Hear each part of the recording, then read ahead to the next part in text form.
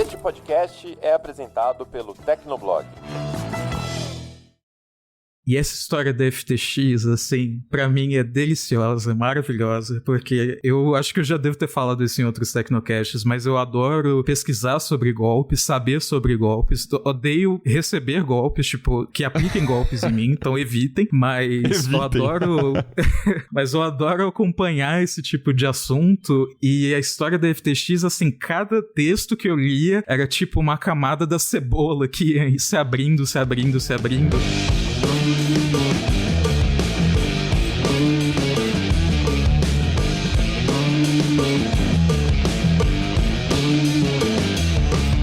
Olá, ouvinte! Seja bem-vindo! Está começando o último episódio do Tecnocast de 2022. Eu sou o Thiago Mobilon. E eu sou o Paulo Riga. O ano vai chegando ao fim e, como sempre, fica aquela sensação de que tanta coisa aconteceu que a gente nem deu conta de absorver. Por isso, chegou a hora da boa e velha retrospectiva do Tecnocast. Nesse episódio especial, a gente relembra os principais acontecimentos da tecnologia, inovação e negócios deste ano que se encerra. Então aguenta aí que a gente já começa.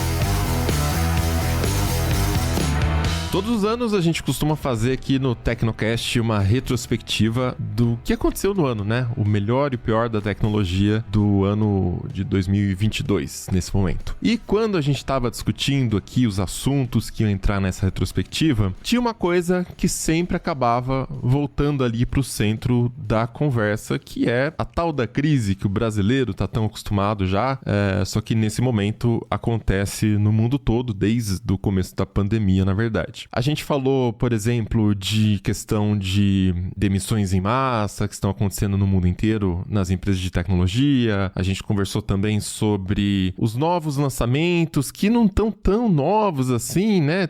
Vamos falar aí até de produtos que trocou o nome, mas parece que é a mesma coisa, o hardware não mudou. Alguns, literalmente, o hardware é a mesma coisa. E o que tá acontecendo, né? Por que as coisas estão tão estranhas, assim, meio paradas, meio arrastadas? E, bom, já que a gente vai falar de crise, de economia, a gente precisa de um especialista aqui para ajudar a gente. Então, nesse primeiro bloco, pedimos ajuda de Felipe Ventura, nosso editor no Tecnoblog. Fala, Felipe. E aí, gente, como vocês estão? Estamos aqui para falar de coisa não muito ruim. Boa.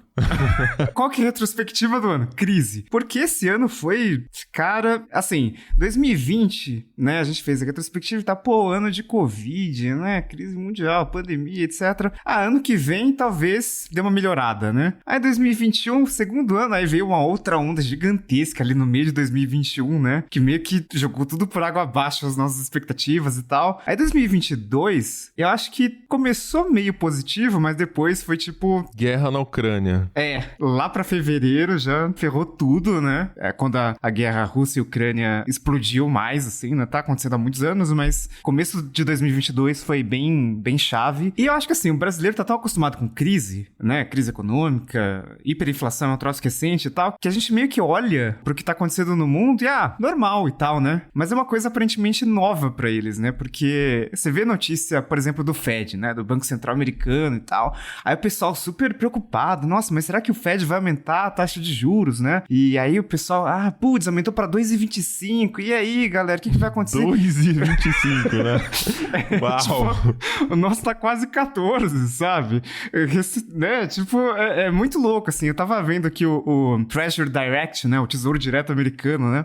Se você comprar um bond de 20 anos ali dos Estados Unidos, eles pagam 4% de juros ao ano, né? Cara, a gente paga pra 2045 aqui, 2035 também, 6% de juros reais, sabe? É inflação mais isso. Exato, 4% não cobre nem a inflação do Brasil, né? Bitch, me respeita, porque isso aí, né? Não é nada. Cara, e sabe o que é pior?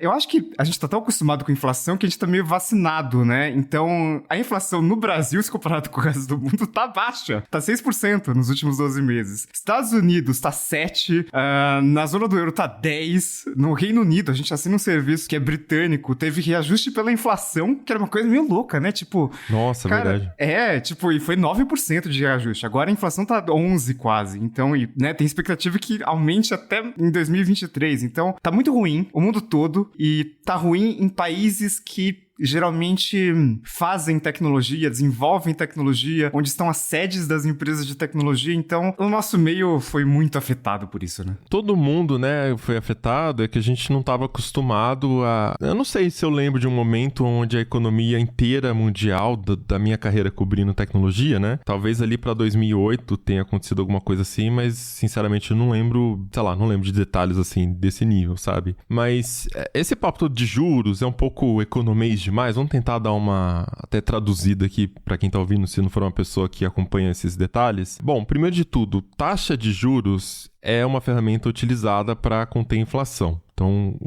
os governos geralmente aumentam a taxa básica de juros no momento que a inflação está disparando, porque isso desaquece a atividade econômica, né? O dinheiro que iria para comprar coisas, que iria para financiar coisas a taxa de juros mais baixas, iria para o mercado de uma forma geral, ele acaba ficando contido, tem menos dinheiro circulando, né? E por conta disso, menos dinheiro, menos pressão, menos inflação. Os produtos tendem a segurar um pouco mais a alta dos preços. Felipe vai explicar melhor do que eu, tenho certeza. Mas taxa básica de juros, ela guia também decisões de empreendimento, né? Por exemplo, eu, Mobilon, tenho aqui 10 mil reais. Eu sou um empreendedor. Eu quero abrir uma lojinha para vender cupcakes em 2022. Não sei quem faz isso, mas vamos supor que eu queira fazer isso. Nossa, abre uma de paleta mexicana logo, já que pra... Nossa, aí sim. Aí, beleza. Como é que eu faço? Será que vai dar certo? Será que faz sentido o meu investimento? Ok. Se a taxa de juros está pagando 13% ao ano, e aí eu percebo que abrindo essa loja eu vou ter um retorno de 10% ao ano, faz mais sentido eu colocar o meu dinheiro no Tesouro Direto, o Tesouro Selic, que é o título mais seguro aqui no Brasil, e sentar lá e ficar vendo Sessão da Tarde todo dia, né, e ganhar esse dinheiro? Ou faz sentido eu ralar, acordar de madrugada, fazer os cupcakes, enfim, me ferrar ali para ganhar 10%? Logicamente faz sentido eu não fazer nada e ganhar 13%. Né? Agora vamos supor que eu ganhe 15% com os meus cupcakes e a taxa de juros ainda é 13%. Ainda assim, não há estímulo, porque esses 2%, esses 2 pontos percentuais de diferença não remuneram o esforço que eu vou ter para empreender e os riscos que eu vou correr como empresário. Eu posso perder tudo sendo empresário. Investindo, eu ganho 13 e eu ganho 13 e tá certo, meu dinheiro tá seguro, né? Então, é mais ou menos essa métrica, aliás, é exatamente essa métrica, né? A taxa de juros é o que baliza as decisões de investimento das empresas. Então, quando a gente vê empresas que também correm muito risco, empresas que estão em setores de inovação, que são altamente incertos, em momentos de desaquecimento, de alta de juros, é meio que essa dinâmica também influencia nas decisões dessas empresas, no que elas podem ou não fazer com o capital dos investidores, né? Que essas empresas são altamente capitalizadas ali com o dinheiro de investidores. Isso também explica um pouco a questão do mercado de cripto, né? A gente viu uma empolgação generalizada nos últimos anos com criptomoedas disparando. Em 2020, quando começou crise e pandemia, bateu recordes e tudo mais, e o pessoal falava que Bitcoin é uma espécie de novo ouro. É um lugar onde a gente coloca o nosso dinheiro quando tudo está em risco, essa é a função do ouro no mercado de investimentos, né? Se as moedas estão estranhas, a gente vai para o ouro. E o que a gente viu foi que bastou o Fed subir a taxa de juros ali para esses míseros 2 e poucos %, que despencou tudo o mercado de criptomoeda, né? Então, no momento de incerteza, os investidores correram para o que era mais seguro, né, Felipe? Então, e o bizarro é que em meio a esse contexto macroeconômico, a gente ainda teve mais demonstrações de que o mercado cripto, né, de empresas, de exchanges, né, de cripto, às vezes são muito frágeis, né, muito voláteis. Então, esse ano a gente teve, por exemplo, o caso da Terra, que era uma stablecoin que deveria acompanhar o valor do dólar, e a stablecoin ficou extremamente instável por causa de muitas coisas e acabou criando uma crise no mercado de cripto. Somou isso com o contexto macroeconômico de você ter a taxa de juros aumentando e as pessoas falando, eu vou tirar meu dinheiro desse ativo que é mais arriscado, né, que flutua mais, e colocar ali num que é mais seguro. E aí isso fez o preço das criptomoedas despencar loucamente, né? Então teve um pico ali do Bitcoin em novembro de 2021 e desde então já caiu mais de 60%. momento, sabe? E a gente tá num período que se chama inverno das criptomoedas, e que só foi piorando com o tempo por causa do mercado cripto, né? E a gente teve mais fatores contribuindo para as criptomoedas caírem ainda mais dentro, né, do mercado cripto mesmo, por causa das corretoras que, né, passava um mês, aí sumia uma corretora, aí passava outro mês, outra corretora sumia com dinheiro, e tinha uma moeda que era para ser stablecoin, que era para ter um valor fixado a alguma coisa, tipo ao dólar, etc, e de repente não valia nada. Por um lado, isso acabou levando embora aquele papo de NFT um pouco, não foi 100% embora, né, mas aquele papo de NFT de macaco finalmente começou a sumir. Eu lembro que ano passado... Okay. Aí ok, porque assim, ano passado chegou num ponto e falou, putz, a gente não pode mais falar de NFT. Pessoal, os leitores vão xingar a gente, não dá mais, não dá mais. Realmente agora não tem mais o que falar, sabe? Inclusive, várias celebridades entraram com um projeto de NFT, a maioria abandonou, o preço acabou despencando, muita coisa parecia esquema pump and dump, sabe? Que você faz a publicidade do projeto e aí fala, a gente vai criar esse NFT e não sei o que, aí cria NFT e aí o preço despenca porque ninguém quer comprar, né? E especialmente agora, em 2022, né, uma coisa que o valor dela, o valor intrínseco dela já era, sei lá, né? Qual o valor de um JPEG feio? Já não tinha. Piorou, sabe? E você sabe que o caso mais recente aqui de crise em cripto é a FTX, né, que implodiu, e alguns NFTs estavam hospedados na FTX. E o site da FTX agora tá fora do ar, porque a empresa faliu. Então, não existe mais o NFT. Tipo, a pessoa comprou o NFT, sei lá, e não tem mais, não tá mais acessível, assim. E essa história da FTX, assim, pra mim é deliciosa, maravilhosa, porque eu acho que eu já devo ter falado isso em outros Tecnocasts, mas eu adoro pesquisar sobre golpes, saber sobre golpes, odeio receber golpes, tipo, que apliquem golpes em mim, então evitem, mas eu adoro... mas eu adoro acompanhar esse tipo de assunto. E a história da FTX, assim, cada texto que eu lia era tipo uma camada da cebola que ia se abrindo. Eu fiquei muito encantado, porque assim, basicamente, a FTX era uma corretora, ela era comandada por um cara chamado Sam Bankman-Fried, também conhecido como SBF, e essa corretora tinha sede nas Bahamas, ela inicialmente estava nos Estados Unidos, mas foi para as Bahamas para conseguir negociar alguns ativos que eram mais arriscados, né, tinham mais risco e que ficaria mais difícil de negociar tendo sede nos Estados Unidos por causa da legislação. Como a legislação das Bahamas é um pouco bem mais livre em questão de ativo financeiro, eles foram pra lá, ok. E aí, o Sam Bankman-Fried, ele tem participação política, ele já fez doações políticas para Partido Democrata, Partido Republicano. Ele estava meio que investindo em criar, né, um contexto regulatório para criptomoedas, porque participando ativamente, a ideia é que ele conseguiria fazer com que o Congresso aprovasse uma legislação que fosse mais liberal, né, para criptomoedas. E nesses papos, assim, com o Congresso, ele começou a reclamar de um concorrente dele, que é o Changpeng Zhao, ou CZ, que é da concorrente Binance. E aí, esse concorrente tinha uma criptomoeda emitida pela FTX e falou, vou vender tudo. E jogou no Twitter, vou vender tudo. Assim começou o colapso da FTX, porque teve uma rinha aí de exchange. Elon Musk zoou, basicamente. Pois é. Foi no Twitter, falou que ia vender, o negócio caiu. Pois é, e aí simplesmente, né, começou ali o colapso, muitos investidores ficaram preocupados, tentaram sacar dinheiro, a FTX chegou a um ponto que interrompeu os saques e foi dali pra baixo, né, então a FTX declarou falência em novembro, ficou devendo aí 8 bilhões de dólares Caraca. Em ativos dos clientes, e aí quanto mais você vai procurando, mais coisa bizarra você acha. Então, por exemplo, parece que tinha um backdoor no sistema da FTX para onde sumiu algum dinheiro que aparentemente foi para a África. Então, infelizmente, bizarro.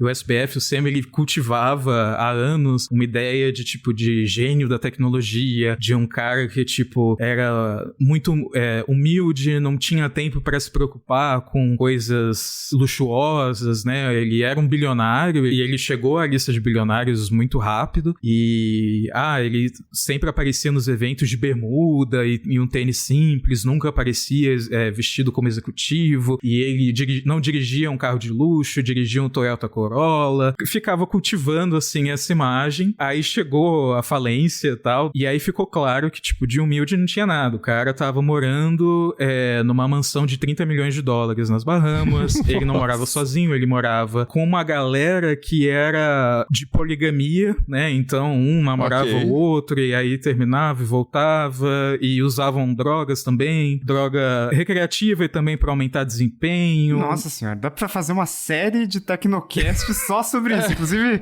felizmente vai virar série, né? Vou querer assistir. BBB. E assim, aí ele morava com a Caroline Ellison, que era a chefe da Alameda Research, que era uma empresa separada, em tese, da FTX. Aí o que descobriram é o seguinte: a Alameda estava pegando dinheiro da FTX para fazer investimento, sem avisar para os clientes e sem o consentimento dos clientes, porque o cliente assinava um termo de uso falando, o seu dinheiro não vai ser usado para investimento, para qualquer outra coisa, a menos que você permita. E na prática não foi o que aconteceu.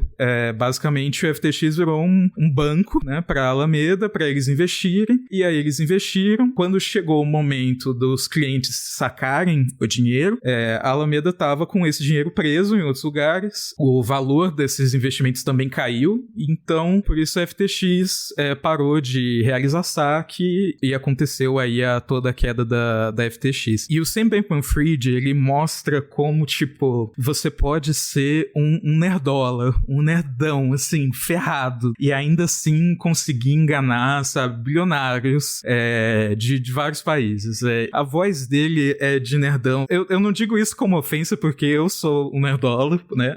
Acho que quem tá ouvindo isso já sabe que somos todos, né? Mas, enfim. Sabe? Mas assim, eu fiquei impressionado como ele tava, tipo, sei lá, com aquele jeito um pouco, acho que inofensivo, mas na verdade o cara, ele é muito malandro, sabe? Então, aí mais outra coisa, né? Aí aconteceu o colapso da FTX, aí, sei lá, o pessoal achou que o Sam ia sumir, né? E pelo contrário, ele tava dando entrevista por DM do Twitter pra uma amiga que é jornalista, ele participou de um evento do New York Times, direto das Bahamas, né? Ele não chegou a viajar. Ele tava participando de spaces no Twitter com o pessoal que é entusiasta de cripto. Assim, ele não calava a boca. Então, eu acho que é o pesadelo de todo advogado. E assim, ele dava entrevista e as pessoas perguntavam, cara, a FTX e a Alameda Research estavam misturando fundos, e ele conseguia se esquivar da pergunta muito bem. Isso de jornalista, sabe, que tem muito tempo de experiência. Então você vê, assim, o vídeo e você fala, cara, ele é um gênio do mal, assim, fantasiado ali de um nerdola inofensivo, sabe? Enfim, eu fiquei muito encantado, assim, com ele, com o exemplo dele. Mostra que a gente que é CDF também, se a gente se esforçar bastante, a gente também consegue aplicar um golpe bilionário, afetando clientes, pessoas de todo mundo, investidores de todo mundo, sabe? É uma inspiração. Metas pra vida. Acho que a gente tem futuro, então. Mas no final ele ficou com toda a grana, então. Todo mundo se ferrou e ele saiu fora com o bolso cheio. Assim, pelo que parece, pelo que tudo indica, ele ficou com o bolso cheio. Não com tudo, né? Porque realmente bastante desse dinheiro sumiu, perdeu valor, né? Porque estava aplicado num token que foi criado pela FTX, né? Então, como a FTX não vale mais nada, esse token também não vale mais nada. Enfim, é uma história, assim, excepcional. E, assim, começou em novembro, né? E, tipo, e foi ali se desenrolando. E findou que o Sam, ele concordou em ser extraditado para os Estados Unidos. Acho que ele tava, tipo, fazendo essas entrevistas e tudo mais, porque achava, não, ninguém vai me pegar, não vai acontecer nada comigo, não sei o que, mas parece que vai. E aí, com o fim da FTX, a FTX, ela tinha cerca de uns 300 funcionários. O Sam Bankman-Fried sempre se orgulhava de ter muito menos funcionários do que concorrentes como o Binance e Coinbase, o que, assim, problema, né? Só que agora todo mundo no olho da rua, porque a FTX basicamente não existe mais, mas não foi só a FTX que acabou demitindo um monte de gente esse ano. Aí foi um caso isolado, né? Uma história curiosa aí que aconteceu esse ano. Não foi a primeira e provavelmente não foi a última no mercado de cripto relacionado a golpe. Mas assim, o que a gente viu nos últimos 2 anos foi que no começo da pandemia, tava todo mundo empolgado, achando que esse lance de ter que ficar em casa obrigatoriamente seria o que ia forçar a adoção das tecnologias, né, que estavam acontecendo aos poucos, mas dessa vez ia ser um salto e as pessoas não iam mais voltar para os números anteriores. E basicamente isso aconteceu no mundo todo, né, Riga? A gente estava até conversando que aqui no Brasil os varejistas apostaram nisso, né? Magalu, Nossa. Americanas. Cara, 2021 foi a festa da uva, porque tava todo mundo contratando pra cacete e tal, e Comprando empresa também, né? comprando empresa, investindo em tecnologia. 2020, 2021 foi uma época que, porra, nossa, Só o Tecnoblog desviou de 3, né? A gente teve 3 empresas, grandes varejistas brasileiros, tentando comprar o Tecnoblog. E a gente conversou com o pessoal, vamos dar o NDA então, que é o termo onde a gente começa a revelar informações privadas da empresa para eles avaliarem qual é a situação real do Tecnoblog, né? E a gente não assinou porque a gente ia falar, não vamos vender de qualquer jeito, então não faz sentido revelar os dados da empresa. E depois essas mesmas empresas despencaram em bolsa de valores e tudo mais.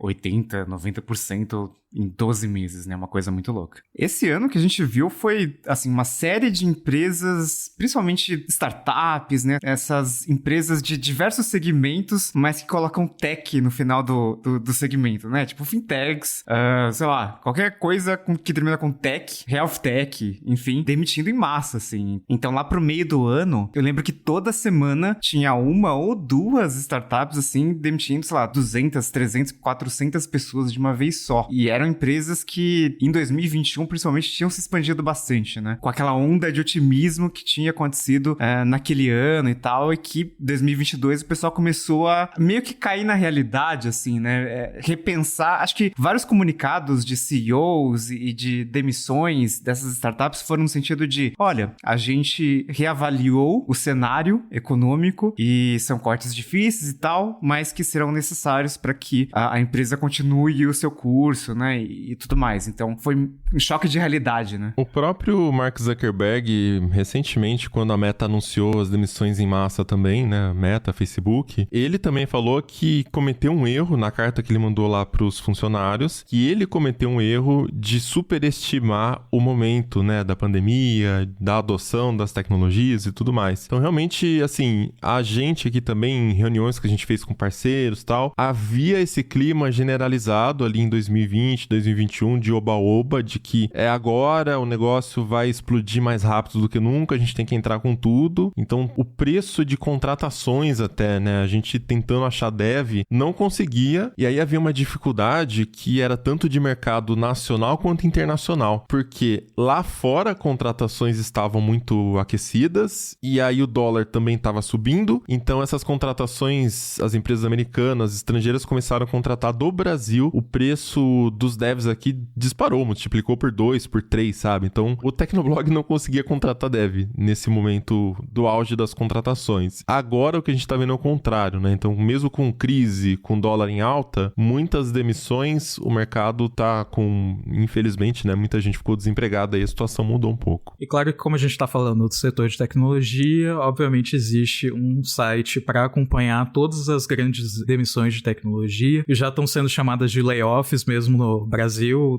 Não lembro de em outro momento as pessoas chamarem demissão de layoff, mas acabou virando meio que regra, assim, muitas empresas.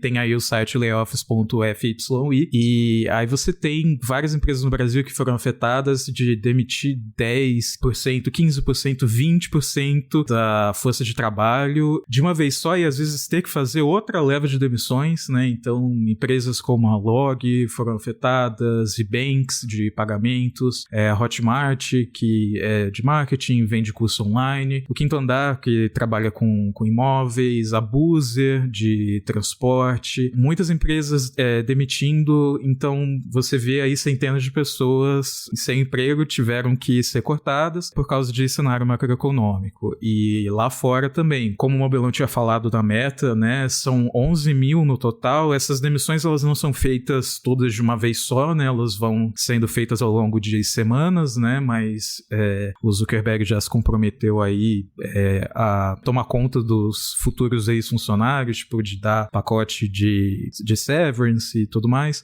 A Amazon cortou 10 mil, o Twitter é um caso à parte, mas não é um caso à parte, né, eles tiraram 3.700 e muita gente também se demitiu. Enfim, várias empresas que são mais conhecidas lá fora. Tem o caso curioso da Shopify, que é para fazer loja online, e eles fizeram um corte de 10%, né, da força de trabalho, deu 1.000 pessoas, e afetou vários programadores que eram do Brasil, né? Então, como o Belão disse, tem essas contratações que eles fazem ao redor do mundo para a pessoa trabalhar de home office, e várias pessoas foram cortadas, e pelo que eu vi, tinha uma diferença no jeito que as pessoas aceitavam as demissões, né? Então, tinha muito irlandês, sei lá, fazendo a caveira da Shopify, falando, tipo, sei lá, zoando no LinkedIn e fazendo coisas do tipo, enquanto o brasileiro era, tipo, obrigado, muito obrigado pela oportunidade, foi maravilhoso, foi incrível, tipo, como se estivesse saindo do reality show, sabe? Encerrando um ciclo aqui. Encerrando o ciclo, exatamente. Mas, enfim, é uma coisa que acabou afetando todo tipo de empresa de tecnologia, grande, pequena,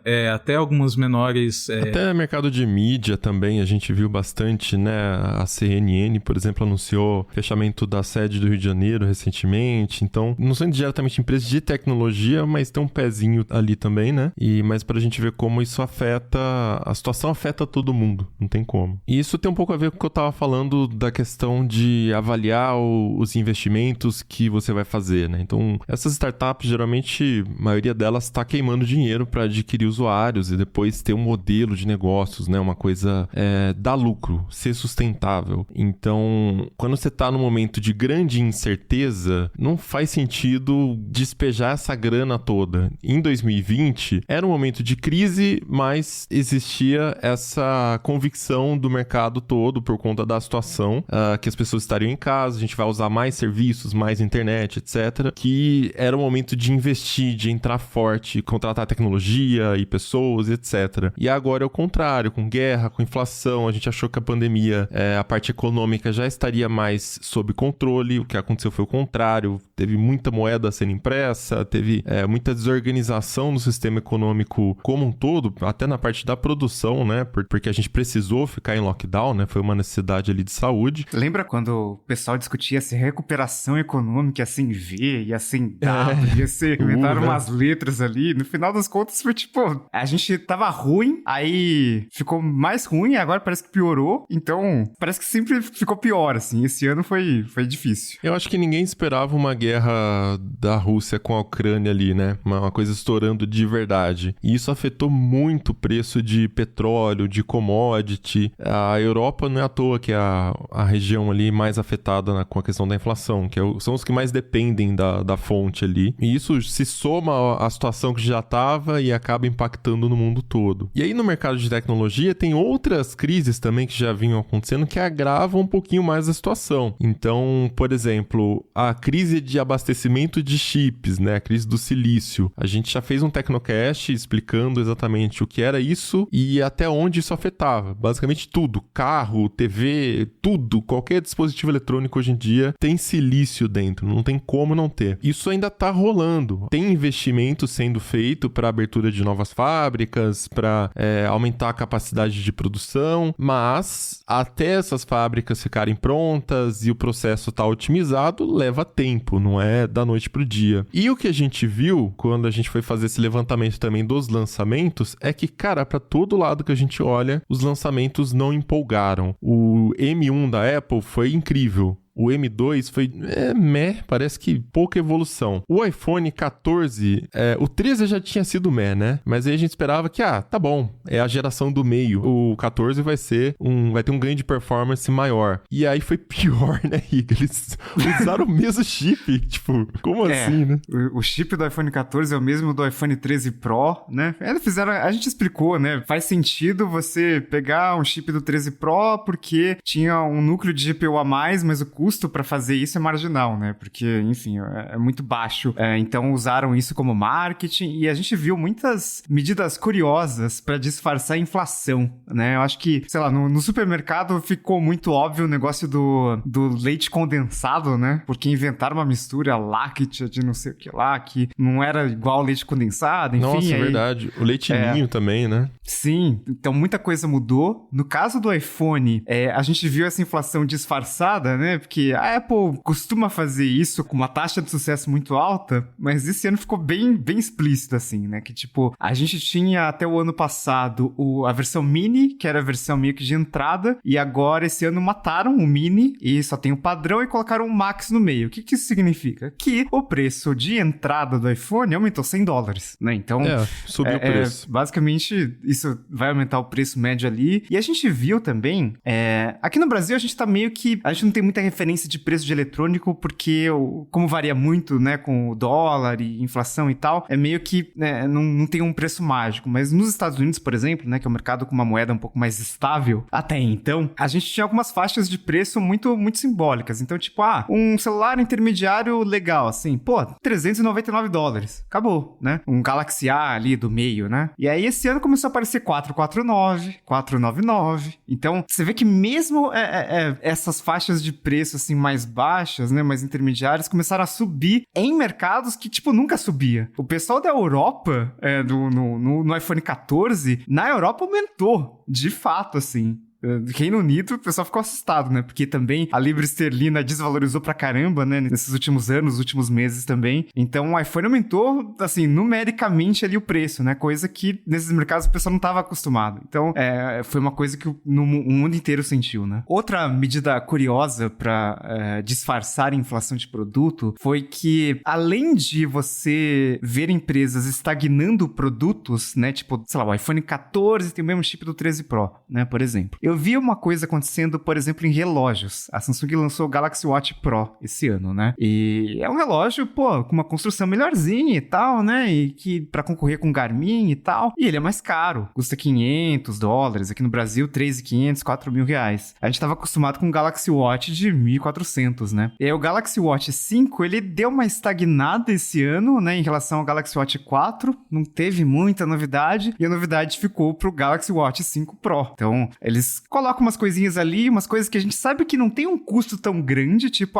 vamos colocar um aço inox aqui na borda, tipo, isso tem um custo relativamente baixo, né, pra indústria, assim, principalmente quando você faz em altos volumes, assim, mas é uma tentativa de lançar numa faixa de preço maior, né, então você estagna o produto da faixa de preço comum, você lança um mais caro com as novidades que poderiam estar na faixa de preço comum, mas você não lança, por que não, né, tipo, Apple Watch Ultra, aconteceu a mesma coisa. A Apple, quando trocou o iPhone 8 pro iPhone 10, né? E aí, de repente, o iPhone já tem uma nova faixa de preço que é $1.000. Sim. E o Galaxy Z Fold 4, pelo amor de Deus, né? Difícil lembrar o que mudou em relação ao 3, assim. Porque, cara, igual, né? Assim, não mudou nada. A gente entende o porquê que não mudou, mas pra quem acompanha a tecnologia é muito decepcionante, assim. Porra, é a mesma coisa do ano passado, sabe?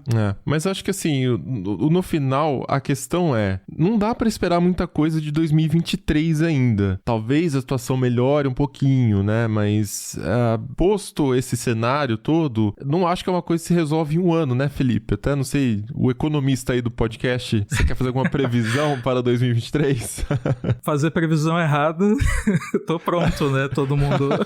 A gente tava até conversando antes de começar a gravação, né, sobre a curva da taxa Selic, que o Banco Central acompanha, né? Isso pergunta para vários economistas de vários lugares qual a previsão deles para inflação, taxa de juros, etc. E eu acompanho o boletim Focus, né, do Banco Central, que é onde tem isso, e aí você vê o nível, né, sei lá, de otimismo dos economistas em geral e como o otimismo vai sendo corroído pela realidade ao longo do ano. Então a inflação de 2023 estava tipo 4,5%. Aí vai aumentando aos pouquinhos ainda. Quando a gente entrar em 2023, esse negócio vai subindo. Tem gente prevendo o Selic a 10, alguma coisa por cento, sendo que agora tá quase 14, tipo, sei lá, o povo acho que tá sonhando muito, tá otimista demais ainda, acho que vai demorar um tempo pra gente se recuperar disso tudo, né, dessa bagunça toda que a crise gerou, e no caso de tecnologia também, porque como cenário macro, assim, reflete muito em startup, empresa de tecnologia, porque acaba secando a fonte de investimento, né, muita gente, em vez de apostar numa startup com uma ideia maluca que pode mudar o mundo, a pessoa vai para um investimento mais seguro porque tá rendendo mais, né? E também problema de cadeia de produção não se resolve rápido, né? Ano passado a gente fez um especial especial explicando que em 2022 talvez desse uma melhorada, mas isso só deve ser resolvido mais ou menos 2024 ou 2025, porque aí é quando as novas fábricas vão entrar em operação. Fazer fábrica você não faz do dia pra noite, demora muito. E para você resolver esses problemas de cadeia de produção, tem que esperar, né? A demanda das pessoas não caiu tanto, né? Apesar da crise, a demanda das empresas não caiu tanto, mas não tem componente, né? Então fica nisso, desse ciclo de produto meio tedioso, né? Que não muda muito em relação ao ano anterior, e a gente fica meio assim nessa espera, né? De que a situação econômica vai melhorar, de que essas fábricas vão entrar em operação, e aí a gente vai poder ficar mais empolgado com lançamentos, por exemplo. Mas, assim, em 2023 a gente vai ter o iPhone com USB-C, então se você sorria com isso, fique né? Talvez não tenha coisas muito, muito, muito maiores que isso. Nossa, felizmente um estímulo. Vai estimular a indústria de cabos. Ótimo. Como diria Phil Dunphy, do Modern Family, as coisas mais incríveis que poderiam acontecer com um ser humano vão acontecer com você se você simplesmente abaixar as suas expectativas. Então, basicamente, esse é o resumo de 2023. Pois é, nossa, eu não conhecia essa citação, adoro o Phil Dunphy, não conhecia essa citação, pronto, já vamos levar para 2023.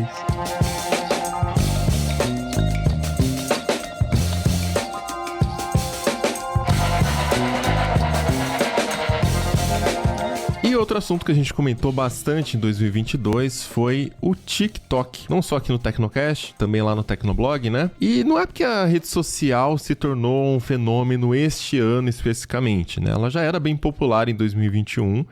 Temos até algumas estatísticas aqui. O aplicativo foi baixado mais de 3 bilhões de vezes e, de acordo com o Business of Apps, até o final de 2022, a expectativa é que ele tenha conquistado 1,8 bilhão de usuários. Só que assim, o TikTok sequer se reconhece como uma rede social. Eles se definem como uma plataforma de vídeos curtos. É igual a Uber, né? Não é um aplicativo de transporte, é uma empresa de tecnologia que conecta pessoas a motoristas e não sei o que, né? Pois é, né? Muda o nome, mas não muda o produto. É a mesma coisa, no final das contas, né? Mas o fato é que esse DNA aí acabou contaminando também outras redes sociais que tentam competir com ele, mudaram um pouquinho suas características, né? E esse é um dos motivos pelos quais alguns analistas vêm falando que em 2022 as redes sociais chegaram ao fim. Bom, vamos discutir um pouco melhor isso, acho que começa na definição também do que é uma rede social, né? Mas para falar sobre isso, a gente traz agora a Ana Marques. Ana Marques com 4 no lugar do A no final, como é que é, Ana? Editora do TB, bem-vinda. Nem eu sei mais, é Ana... É o 4 no lugar do último A. É isso. @Ana Marques, com 4 no lugar do último A. O que você acha dessa afirmação aí, que das redes não ser uma rede social e que agora as redes sociais vão acabar? Eu acho um exagero enorme, absurdo. Eu acho que é uma rede social, sim. Eles não se definem como rede social, mas é uma rede social. E eu acho que é uma evolução e talvez uma junção do que a gente tinha de mídia antes das redes sociais com as redes sociais. Então é um caminho da evolução da comunicação, basicamente por vídeos. Então antes de ter esse lance de rede social, né, a gente tinha essa questão de TV em massa, né, mídia de massa, e a gente via os canais e tudo mais de televisão. Depois as pessoas foram buscando entretenimento em outras plataformas, veio o YouTube, e aí depois veio o Facebook e tudo mais, os vídeos foram ganhando destaque na internet, e aí vieram essas novas redes sociais que não se consideram redes sociais, mas que é o TikTok, que ele acaba trazendo uma certa cultura de massa para um formatinho ali que cabe na palma da mão, no smartphone e tudo mais, juntando esse lance das redes sociais. Então eu acho que sim, é rede social, mas é uma evolução do que a gente conheceu lá nos primórdios das redes sociais. O que define, né? Porque eu acho que rede social, talvez... Será que tem alguém ainda que imagina a rede social como um lugar para adicionar pessoas e mandar scrap? Ou será que é disso que eles estão tentando fugir? Porque se é um lugar, um ambiente onde você tem um perfil adiciona pessoas e interage com pessoas, é uma rede social, né? O que muda? Exatamente. Existe aquela definição básica da rede social, que é isso que você falou, né? Onde a gente tinha os nossos amigos, a gente mandava scrap, a gente postava as nossas fotos ali, era um círculo muito mais privado. Aqui no Brasil, principalmente, era muito lá na época do Orkut, aí depois o Facebook, ele veio com essa pegada também. O Instagram já era fotos, e aí era uma coisa que, às vezes, a gente acompanhava uma celebridade, ou então um fotógrafo, um artista e tal. E aí, essa coisa, ela foi se expandindo. Então, eu acho que a galera que fala, não é uma rede social, pensa na rede social como isso que tem seu círculo próximo ali, né? Seus laços, de alguma forma é um vínculo. Tanto que no Facebook era aquela questão de amizade, né? Pedir, solicitar amizade. No Instagram isso já mudou, porque era seguir, né? Então é uma relação um pouco diferente de ser amigo. Tanto que no Facebook, isso até tem um efeito psicológico, eu imagino. Porque no Facebook, quanto de gente que te manda solicitação de amizade e parece que quer se conectar com você. E parece que no Instagram as pessoas te observam, né? Elas visualizam até as stories, mas elas têm um receio ali na hora de seguir. Elas só seguem realmente quem tá ali, elas têm interesse de dar aquela moral pra você, né? Então já tem essa diferença. E no TikTok, se pá, elas nem seguem, elas estão ali vendo coisas bizarramente passando no feed, né? Pra lá e pra cá. Então, se a gente pensar em rede social dessa forma, no ciclo social mais próximo, em vínculos mais fortes, né? Eu acho que sim, isso tá acabando, tá chegando ao fim. As pessoas estão consumindo cada vez mais coisas de pessoas que elas não conheciam. Tem chegado de conteúdos diversos, né, que vem ali naquela aba de explorar, ou então no próprio TikTok, na aba principal do TikTok, que elas não seguiam antes. Então, é uma nova lógica de descoberta, né, muito mais do que de que ver do que as pessoas que você já conhece. Foi diminuindo a fricção de você encontrar novas pessoas. Parece uma coisa super transparente, né? Tipo, TikTok, você não precisa seguir ninguém e você tem, de alguma forma, o algoritmo funciona e você consegue ver conteúdos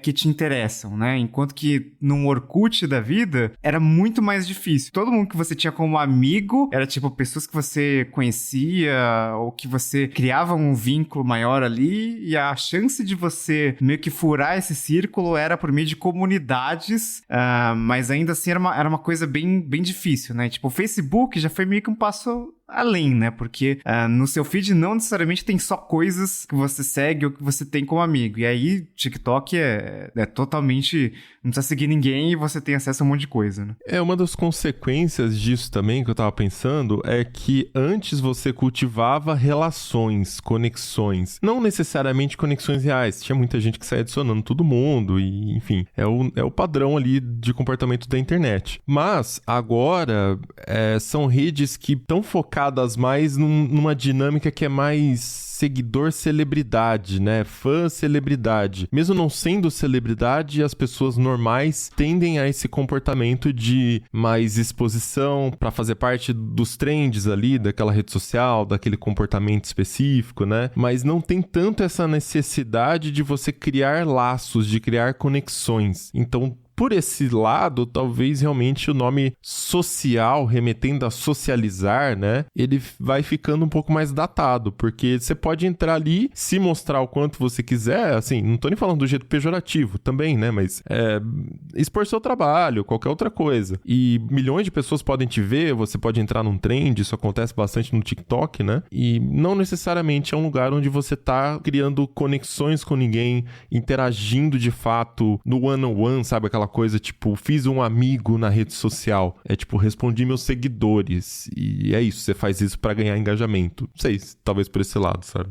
Eu concordo, acho que sim. Se a gente pensar no social como uma coisa próxima, isso realmente parece que tá acabando. Mas existe um social pelo outro lado, que é o lado da interação, né? E aí a gente difere a mídia de massa tradicional, então TV e tudo mais, do TikTok, por exemplo. Porque na mídia de massa, por mais que a TV ela tenha incorporado ali mais ou menos uma questão de interatividade, aí tem a galera que comenta no Twitter com hashtag, aí a TV vai e apresenta. No TikTok, a interação, ela faz parte do app. Então, você tem aquele botão de fazer dueto e você vai lá e você interage com um conteúdo que outra pessoa, né, fez, e é assim que viraliza, inclusive, né? Quanto mais compartilhado, de alguma forma, ou duetado ou comentado, a interação, ela impulsiona aquele vídeo, o algoritmo percebe que tem muita interação e aquele vídeo vai sendo impulsionado. Então, ao mesmo tempo que não é social, né? Que a gente acaba interagindo o tempo todo. É muito doido pensar nisso. Dá pra ser, mas dá para não ser também. O ponto é que a dinâmica, ela é feita meio que sem colocar isso no centro da história, né? Da conexão individual, eu digo, né? De você fazer uma conexão com alguém ali. Você pode simplesmente estar ali participando, né? Aliás, quando eu penso no TikTok, eu penso muito mais num ambiente como se fosse uma dinâmica de grupo, assim, onde tem um centro que vai ditando, tipo assim, isso aqui está em alta no momento. Uma música, um cut, algum estilo ali de vídeo, e aí todo mundo faz aquilo. Aí próximo. Então, Sim, é né? muito isso. No outro dia isso de novo, no outro dia mais uma coisa. Assim como no Twitter é tipo, quem vamos xingar hoje? Quem vamos apedrejar hoje, né? No Twitter, é uma coisa um pouco diferente. E no Facebook da vida, não era assim no começo. Acho que isso tomou conta um pouco depois, até porque a Meta vem incorporando muito elementos de TikTok e tudo mais nas suas redes, no Facebook, no Instagram também. Mas aí, sim, de fato, a gente consegue enxergar melhor que são todas redes sociais, mas existem essas nuances aí. E esse negócio de o social não estar no centro é uma coisa que aconteceu muito com o YouTube, né? Ele é visto como uma plataforma de vídeos, ninguém tem muita dúvida, mas no final das contas é uma rede social, né? Você tem inscritos em canais, você pode criar seu próprio canal e etc.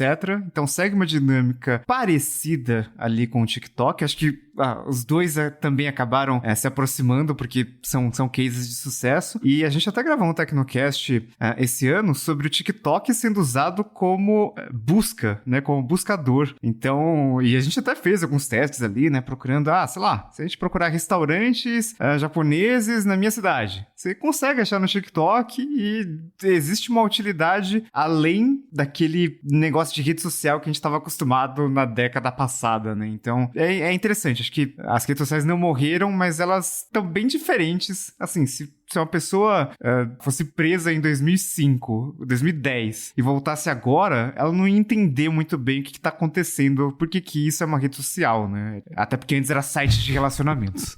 Acho que ela ia sair e falar assim, puta, quantos scraps será que tem lá no meu Orkut? Já era, né? E tudo isso tem feito algumas plataformas maiores, né, tremerem de medo. Então, quando que o Facebook ia imaginar que do nada ia chegar uma plataforma chinesa, um aplicativo, né, que basicamente, olhando por alto, parece um Instagram, mas que na verdade não tem nada a ver, e que ele ia conquistar tanta gente, né, principalmente a galera nova geração, e levar todo mundo pra lá. Então, tem empresa grande morrendo de medo disso e do que vai acontecer e da perda de usuários, né, a gente já viu aí números do Facebook caindo, teve uma ligeira queda pela primeira vez em 10 anos, foi esse ano isso. Então, assim, começou a ficar complicado pro lado da Meta, né, da empresa lá, do Zuckerberg. E aí, aparentemente, eles lançaram até a campanha difamatória, né? Foi uma reportagem do Washington Post que revelou esse caso. Uma campanha falando mal do TikTok, com foco nos pais, né? Desse público-alvo do TikTok, que inicialmente era a geração Z. Então, era uma campanha que falava que o TikTok era perigoso, principalmente para crianças e adolescentes, porque ele incentivava trends, né? Esses vídeos virais, que eram perigosos por botar a saúde dessas crianças, desses adolescentes em risco. E aí teve um que viralizou que era da tomada, né? Incentivando a pessoa a botar uma moeda na tomada. Só que o problema é que depois isso ficou provado que não tinha nascido no TikTok. Na verdade, isso já era compartilhado, se não me engano, no Instagram ou era no Facebook, um dos dois. Vixe. Então, eles tentaram falar alguma coisa, né, ali sobre o TikTok e causar ali um alvoroço entre os responsáveis dos usuários, né? Mas não deu muito certo, não. E o TikTok continuou crescendo. E nesse contexto todo de concorrência, a Meta vem sofrendo bastante também. Então, esse ano, eles apresentaram pela primeira vez um resultado ruim de queda na receita. Isso já aconteceu nos últimos 2 resultados financeiros trimestrais da Meta. A primeira revelada ali em junho de 2022, teve uma queda de 0,88% na receita da empresa. E agora, de novo, em setembro, queda de 4,47% no trimestre comparado com o mesmo trimestre do ano anterior. A margem de lucro líquida da empresa foi o que mais chocou, né? Com queda de 49,95%. metade, né? Caiu pela metade a margem da empresa. Então, quando a receita está estabilizada ou cai só um pouquinho, como foi esse caso aqui, mas a margem de lucro cai tão forte, é um indicativo de que a empresa está precisando gastar mais dinheiro, investir mais dinheiro para ter o mesmo resultado. Isso gera preocupações, né? Porque a gente está vendo essa concorrência do TikTok vindo muito forte e a Meta, há algum tempo já, muito preocupada com isso, tentando lançar recursos para reter usuários e para conseguir, né, bater de frente com essa concorrência do aplicativo chinês. Agora, quando isso começa a aparecer nos resultados, especialmente pela primeira vez, né, porque o Facebook sempre conseguia aumentar a receita. Então, esse ano, pela primeira vez, começa a ter aí um impacto negativo. É um momento que o mercado fica mais receoso, as ações da empresa caíram bastante esse ano. Não foi só a do Facebook que caiu, né? O mercado americano no geral, as empresas listadas em bolsa tiveram uma boa queda esse ano, as de tecnologia mais ainda, mas o Facebook especificamente, a gente tá vendo o resultado agora na prática, né, dessa concorrência aí. E a gente acaba vendo aí o desespero para lançar ou copiar, entre aspas, alguns recursos, né? O Instagram lançando aí um feed mais voltado pro Reels do que pras fotos e a galera reclamando porque se tá no Instagram é porque queria foto, se quisesse Reels ia pro TikTok. Então, há um certo desespero em adaptar-se à nova dinâmica, né? Mas ao mesmo tempo tem muita gente reclamando que o Instagram tá perdendo a sua essência, né? E aí virou um Frankenstein. A gente sempre fala sobre isso aqui no Tecnocast quando a gente cita TikTok e Instagram. Eles vai acumulando tanta função e tanta coisa que não era seu propósito inicial e de uma forma tão rápida, né? Porque tem que ser rápido pra se adaptar, que as coisas vão entrando meio que de qualquer jeito. Então, toda hora a gente fica pensando, é bug do Instagram?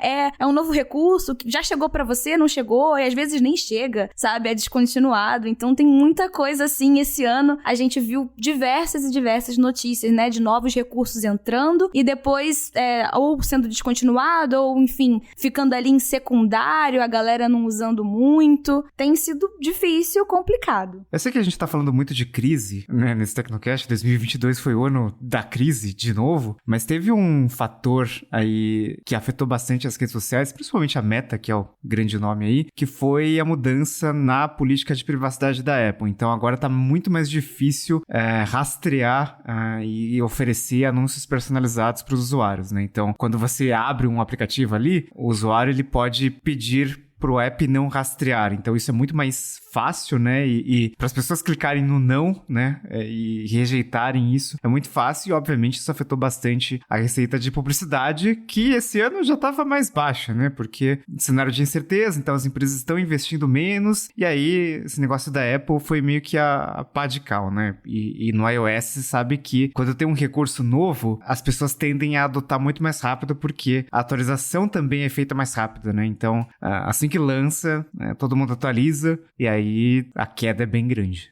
O próprio Mark Zuckerberg falou, né, quando ele falou desses resultados da empresa negativos, ele citou que essa nova política da Apple impactou bastante o resultado do Facebook, porque rastreando os usuários, né, essa técnica que é utilizada para exibir anúncios mais personalizados, você consegue melhorar a performance dos anúncios, né? Se eu te mostro uma coisa que você está mais interessado, você tende a clicar, você tende a interagir com aquele anúncio muito mais do que mostrar uma coisa aleatória, né, que seria por causa de não rastrear. Eu não conheço o usuário, eu tenho que mostrar o que eu acho aqui que pode gerar alguma interação. Então, isso afeta bastante o modelo de negócios do Facebook. Especialmente porque o Facebook ele já estava com uma imagem manchada, né?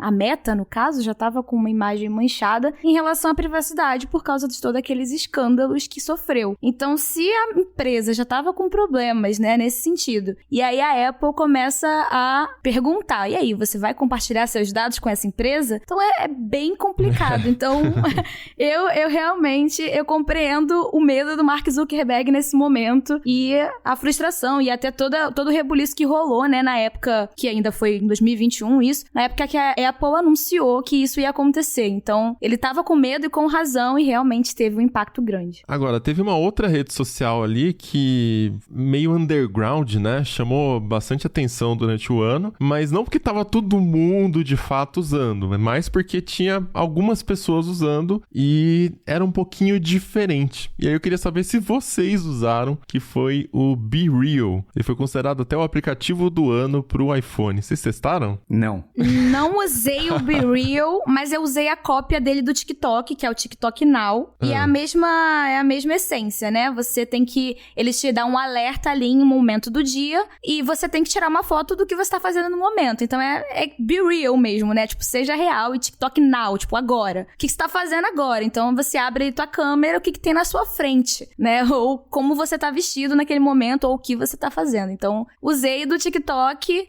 Nem sempre tenho coragem não de postar. Mas às vezes eu posto. BeReal, não cheguei a fazer conta, nem cheguei a entrar, porque realmente tem que ter coragem. Era pra convidado só, né?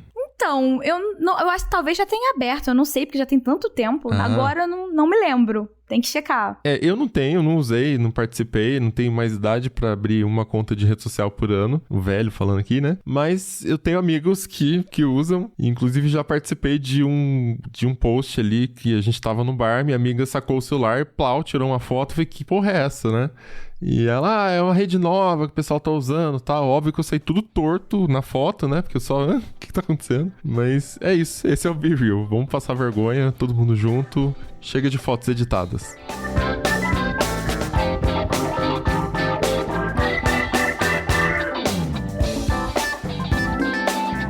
Dando sequência aqui na pauta, a gente tem que falar também do cenário de streaming, que em 2022 foi marcado por algumas mudanças grandes. A Netflix tá tendo alguns problemas ali, né? Mas a gente não achava que ela iria perder a liderança, pelo menos tão cedo, para outro serviço. Mas foi exatamente isso que aconteceu esse ano. Em agosto, a Disney conseguiu esse feito, ultrapassando a Netflix em número de usuários, só que vale notar que não foi o Disney Plus sozinho. Ele contou com a ajuda ali de todos os serviços da empresa. Foi Disney Plus, junto com Hulu e junto com ESPN Plus. Mas Josué tá aqui para falar com a gente sobre esse assunto.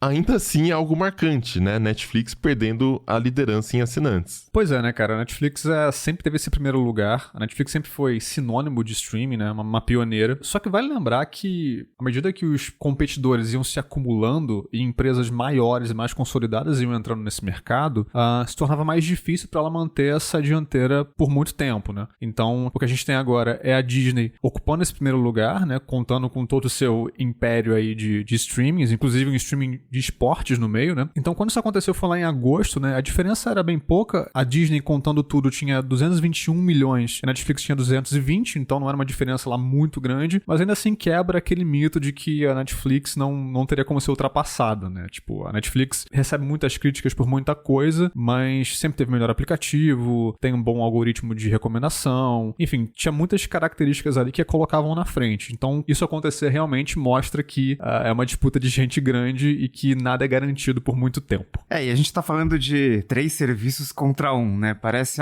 então assim fica fácil, etc, né? Mas uma coisa a se lembrar é que faz 2 trimestres que a Netflix tá tendo queda de assinantes, né? Uma queda relevante ali, pra uma empresa que sempre cresceu muito ali, né? Quantos assinantes a Netflix ganhou nesse trimestre? Agora a gente tá noticiando quantos ela perdeu, né? E nesse último que passou, a gente noticiou como, olha, boa notícia, a Netflix perdeu 1 milhão de assinantes, porque a previsão, a estimativa, a expectativa era, né, que perdesse mais ainda. E uma coisa a se lembrar também é que a Disney, né, os 3 serviços ali, Disney Plus, Hulu e ESPN Plus, estão crescendo ainda. Então, essa diferença aí de 221, 220 milhões deve aumentar. Se a gente for pensar em serviço individual também, nos Estados Unidos, a Netflix perdeu a primeira posição.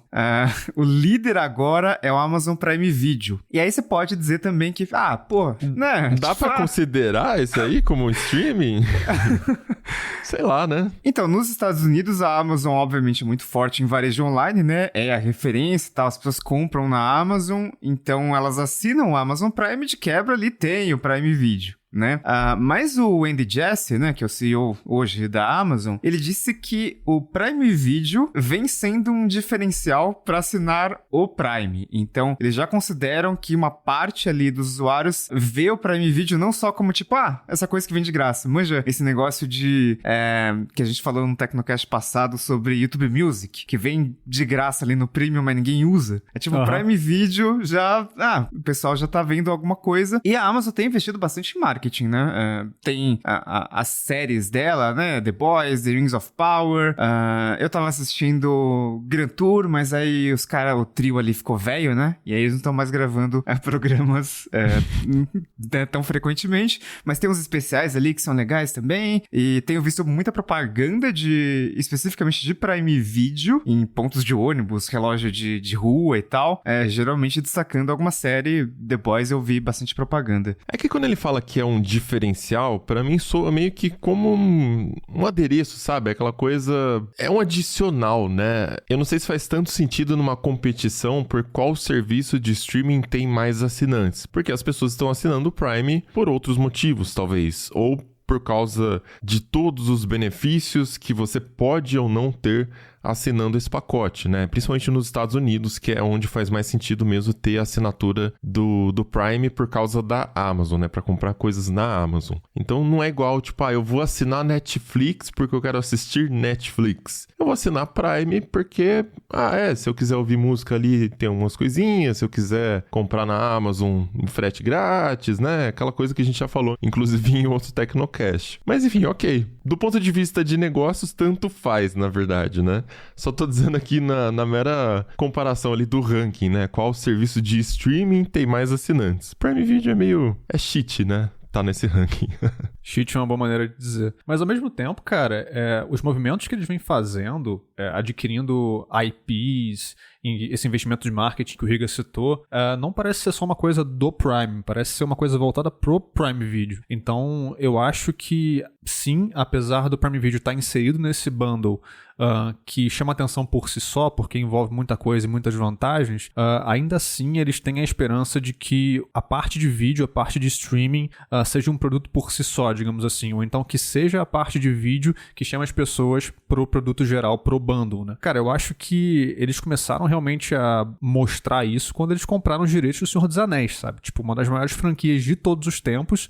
A Warner já fez os filmes do Senhor dos Anéis, as adaptações antigas, fez os filmes do Hobbit, que não são lá muito bons, mas ok, é o Warner, sabe? É um estúdio conhecido, já, sabe, super consagrado, onde cineastas trabalham, pessoas respeitadas na indústria. E agora quem é que tá fazendo a série que é uma das mais caras de todos os tempos? A Amazon, a empresa de varejo, sabe, no streaming dela. E-commerce. Exatamente. Então, é muito doido isso. Então, eu acho que eles estão tentando dar uma turbinada ali na parte de vídeo, na parte de streaming. E continuam pegando outras IPs. Esses dias saiu a notícia de que o Henry Cavill vai fazer uma série ou um universo cinematográfico de Warhammer, que vai sair pelo Prime, sabe? Que é também outra...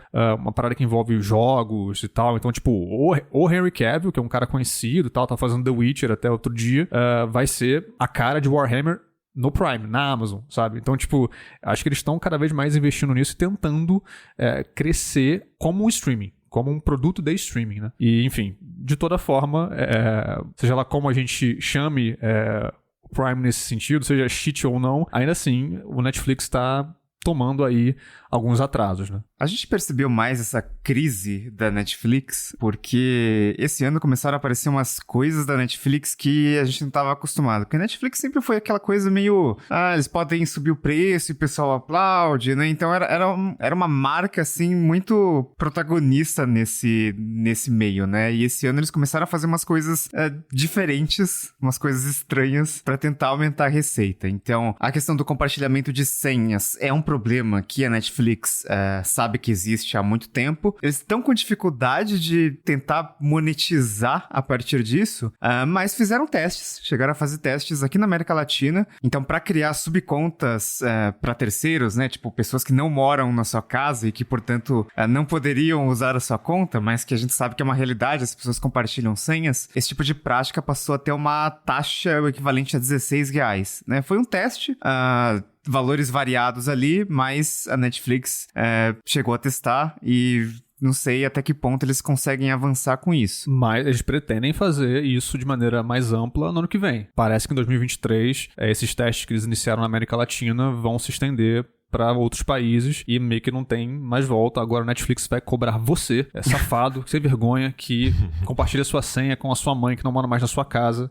Cara, isso é muito louco, porque nunca foi um problema, né? Na verdade, a Netflix já chegou a fazer piada com isso. Tem um tweet antigo deles que é muito engraçado. Eles falam assim, amar é compartilhar uma senha, sabe? Tipo, é uma coisa que eles brincavam, eles ajudaram a criar essa cultura de compartilhamento de senha, porque nunca foi algo que eles se manifestaram contra, nunca foi um problema, e acho que para nenhuma outra empresa que faz streaming tentaram de alguma maneira forçar as pessoas a não fazerem isso ou inserirem uma taxa ali e tal. Eu lembro do Spotify. O Spotify Family, ele gerava alguns bloqueios às vezes se você tivesse pessoas com endereços tipo muito diferentes atrelados à mesma conta. O Spotify, eles realmente se importavam com isso. Netflix sempre fez vista grossa, né? Esse ano que começou a ter essas coisas estranhas. E além do negócio da senha também tem o negócio de plano com anúncios, que é outra coisa que a Netflix começou a fazer, né, pra tentar aumentar a receita ali, ou oferecer uma assinatura mais barata, conseguir ter mais assinantes.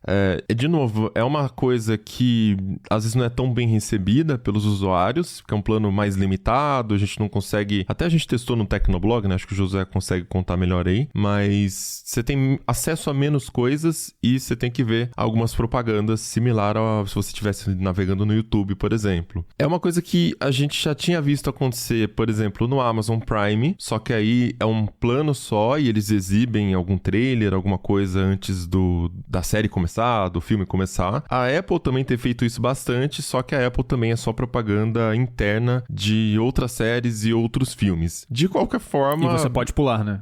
Na Apple você pode pular. Não é agradável de ver, né? A hora que você quer dar play, a gente já tá acostumado a entrar direto, e ainda mais porque a gente tá pagando uma assinatura, então tem essa impressão que não tem porque ver anúncios. Mas é Netflix tentando arrumar caminhos também, né, Josué?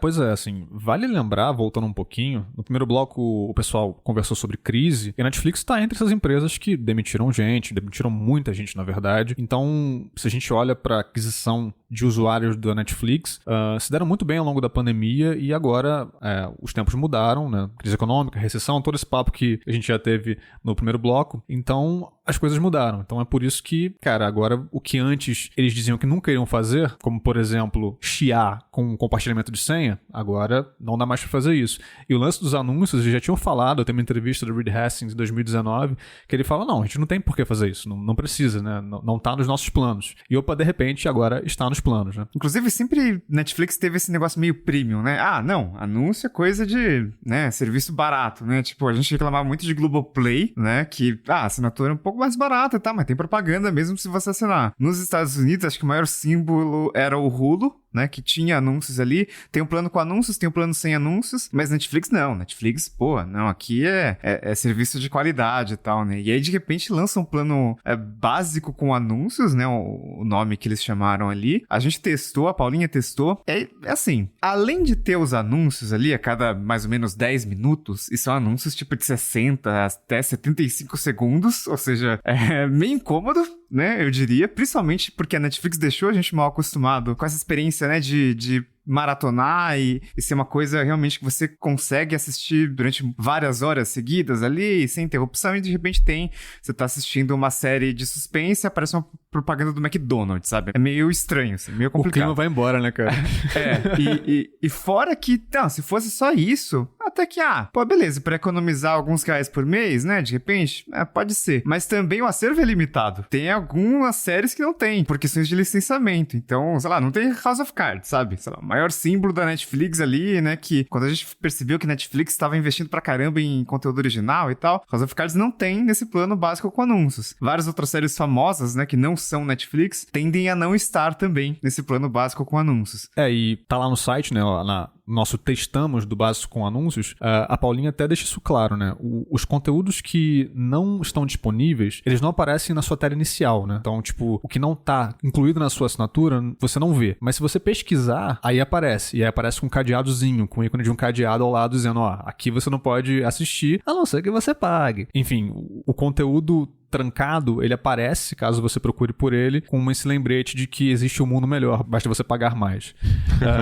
E é curioso isso, cara, uma coisa que eu tava pensando bom, a assinatura do Netflix é meio cara em comparação a outros streamings, né? Então, me parece possível que pessoas que já assinam muita coisa e que já talvez não assistam mais tanto a Netflix façam a opção de, eu posso assinar agora esse plano básico com anúncios, que é um pouco mais barato, beleza, vou ver anúncios, mas eu vou ter alguma programação ali da Netflix. Então eu fico pensando se isso não pode ser meio tiro no pé pra eles, sabe? Tipo, agora as pessoas, sabe, já talvez não estejam vendo tanto valor e mudem de plano para um mais barato, sabe? Então talvez eles possam perder dinheiro nessa, uma coisa que me passou pela cabeça, sabe? Então, tudo bem, pode ter gente que passe a assinar o Netflix por causa desse plano, que é mais barato, então um plano de entrada legal ali, mas talvez assinantes já antigos optem por mudar por um plano que essencialmente vai fazer com que a Netflix ganhe menos. Então, sei lá. Eu acho que quem trocaria o outro plano por esse plano seria só, sei lá, vamos supor, essa galera que... Tem até um termo pra isso, né? Que quando você assina e depois cancela, assina um mês, cancela um mês. Paulo Riga e Felipe. Assinante bumerangue, né? Isso. O Felipe... Ele foi o cara que me surpreendeu, né? Quando ele falou que ele fazia isso e gerenciava numa planilha várias vezes. Tipo, meu Deus, cara, que paciência, né?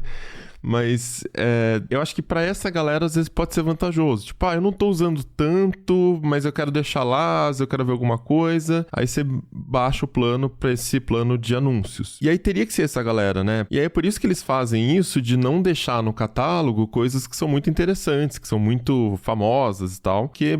A galera que paga pelo plano mais caro vai ter que continuar pagando pelo plano mais caro se for um heavy user do sistema, né? Então, no final, acho que pode ser uma boa estratégia, sim, porque é uma grana que ela já não veria, sabe? É uma grana que seria de pessoas que estão desassinando por um tempo. Talvez elas nem voltem depois. Então, tem a questão do churn também, que tem um custo muito alto, né? Ela manteria a pessoa assinada nesse plano por anúncios para depois, quem sabe, em um momento, a pessoa fazer o upgrade para ver uma série nova, uma grande produção, né? Uma coisa nova que saiu ali. Agora, um outro tópico a respeito da Netflix, que também surgiu ao longo desse ano, nós falamos aqui no Tecnocast, foi essa insistência da Netflix no modelo de binge-watching, né? A gente tem visto Prime, HBO, a Apple, não vão tanto nessa direção, preferem liberar episódios semanalmente, ou então tem uma coisa meio híbrida lá, tipo, algumas séries libera completo e algumas outras vai liberando semanalmente. E a gente até apontou aqui, né, usando o exemplo do Sandman, na série Sandman, da Netflix,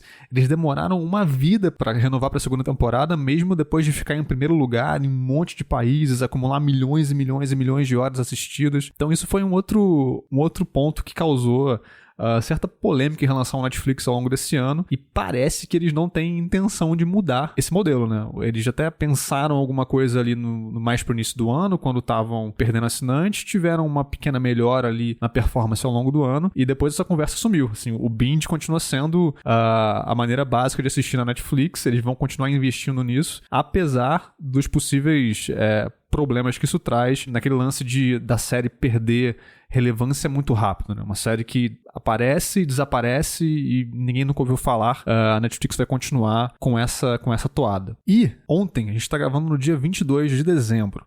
Ontem à noite, quando essa pauta já estava quase pronta, surgiu aí um rumor, Paulo Riga, de que a Netflix poderia ser comprada? Quem é que poderia comprar a Netflix? Que negócio é esse? A Microsoft, cara. Teve uma jornalista da Reuters que estava apurando, né, que cobre Microsoft e tal, e levando em conta o histórico recente da Microsoft, né, comprou a Activision Blizzard e tal, eles devem continuar comprando empresas em 2023, e uma das empresas que poderia estar nessa lista de compras aí seria a Netflix. E é um momento interessante, né, porque a Netflix tá sofrendo um pouquinho, caiu ali o valor de mercado, então se for comprar, talvez seja um momento momento oportuno para a Microsoft. E a Microsoft é uma empresa também que, nesse negócio de internet, talvez ela seja que tá mais para trás, né? É uma empresa que não acabou meio que se distanciando, não conseguiu o que o Google conseguiu. Até a Apple, né? Tendo receita com serviços ali de streaming tanto de música quanto de vídeo. Então a Microsoft ficou meio para trás. Então pode ser um complemento interessante para a Microsoft. Não sei se vai ser bom para os usuários, mas é curioso, assim, saber que a Netflix pode não ser mais uma empresa independente. Isso vem depois que a Microsoft começou a ter problemas para tentar comprar a Blizzard, né? Lá fora isso ainda tá rolando, mas o órgão antitrust americano não tá gostando muito dessa história da Microsoft comprar a Blizzard. E a gente tava até comentando antes da gravação, né? A Microsoft não tem nenhum outro streaming, não tem nenhuma outra empresa que ela tenha comprado que seja desse ramo. Então, ela de repente comprar a maior de todas, ok, é meio bizarro, mas não existe um argumento antitrust aí, porque ela não teria mais nenhuma outra empresa que ela teria comprado aí. Então seria uma jogada bem inesperada, mas bem curiosa, né, cara? O Satya Nadella chegar lá e, beleza, não pude comprar a Activision, vou comprar um Netflix, dane-se. De entretenimento, a Microsoft tem só a divisão de games, ali com Game Pass e tal. Então me faz pensar também se haveriam planos integrados ali para quem usa o Xbox, quer ter o Netflix no Xbox também, com Game Pass. Talvez, Total. Né, faria algum sentido. Me faz que lembrar o lançamento do Xbox One, né? Que tinha mais a palavra TV do que games na apresentação, né? Virou até piada. TV, Play TV. Tipo, porra, mas eu quero um videogame, caramba. Por que tem tanta coisa sobre TV, sobre vídeo e tal? E faz sentido hoje, né? Oferecer um bundle ali de um Xbox Game Pass Ultimate, o Plus... Blaster. Aqueles nomes estranhos da Microsoft, né? O nome seria certamente fantástico. Por favor, eu quero que eles comprem só pra ver qual vai ser o nome que eles vão colocar na Netflix, porque tem que mudar o nome, por favor. Mas é curioso, né? A gente tá falando de crise da Netflix, esse monte de... Nossa, parece que Netflix tá afundando e né, tá acabando. E aí até fui levantar aqui dados financeiros das empresas, dos players aí. A Netflix é a empresa que tá mais saudável, por enquanto, de caixa, né? Há uns bons anos aí, sei lá, desde 2003, é uma empresa que dá lucro, né? Desde 2016, ela explodiu ali de 2016 até 2021, ela saiu de 184 milhões de lucro anual para 5,12 bilhões de dólares, tá, gente? Então é uma empresa muito saudável. Em 2022, o lucro já começa a ter uma queda. Aqui puxando os últimos 12 meses, que não tem ainda o ano fiscal completo, 2022, ela tá com 5,04 bilhões de lucro. Pequena queda, não dá nem 8 bilhões aqui de queda por enquanto, né? Puxando os últimos 12 meses, mas ainda é uma empresa massiva, né? Uma empresa com um resultado muito bom. A dívida também é uma coisa muito controlada, uma empresa que só tem 7 bilhões de dívida líquida e é considerado um número muito baixo, principalmente por conta do resultado financeiro dela, né? Agora, quando a gente vai para outras empresas do ramo, por exemplo, Disney, que acabou de passar, somando os streamings ali, tomou a posição de empresa com mais assinantes. É uma empresa que, assim, tem muito mais carga, né? Se a gente imaginar uma van, a Disney é uma van completamente abarrotada de coisa dentro, Netflix é uma empresa muito mais leve, porque Disney tem estúdios, parques de diversão, então isso tudo naturalmente gera muito custo e vem com muita dívida embutida. Ainda assim, a Disney bateu o seu pico de lucro em 2018, com 12,6 bi de lucro líquido. Em 2020 teve uma pancada ali por conta da pandemia, que obrigou a fechar os parques e tudo mais, então ficou no negativo, 2,86 bi de prejuízo, bizarro, né, de dólares. Em 2021 ela já consegue uma recuperação para 2 bi de lucro e 2022, até o momento, né, os 12 meses, 3,15 bi de lucro. Então, quer dizer, ainda agora, a Disney é uma empresa que está gerando menos lucro do que Netflix. Claro que não é só isso que a gente analisa, mas existe uma visão mais positiva porque é uma empresa mais sólida, né? Ela tem mais equity ali do que Netflix, que é uma empresa...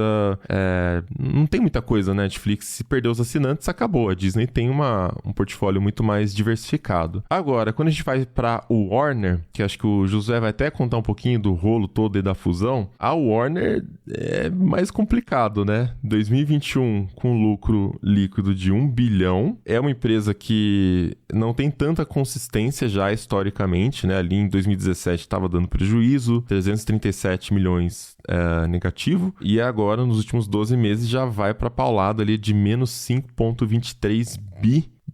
Ou seja, prejuízo de 5,23 bi por conta aí da fusão com a Discovery. Muito pano pra manga ainda aí, né, Josué?